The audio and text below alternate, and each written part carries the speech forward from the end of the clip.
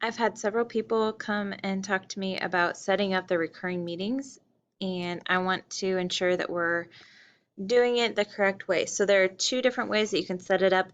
You can either set it up in your general or private group, or you can do it in your calendar. I'm going to go ahead and do it from my um, team. And so I'm going to click the arrow next to Meet, schedule a meeting. And then here is the common issue that I'm finding. So after they name Sandbox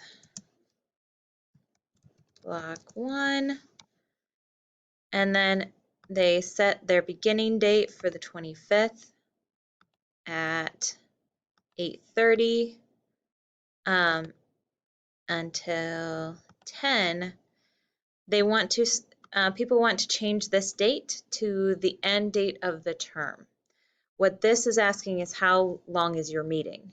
And so since your meeting is really only until until 10 o'clock that same day, you're going to keep this the same date.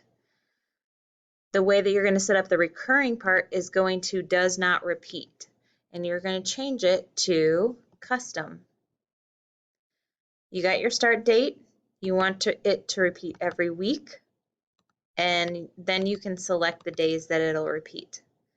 Then you're going to select your end date here. This is where you select March 30th as your end date and then save.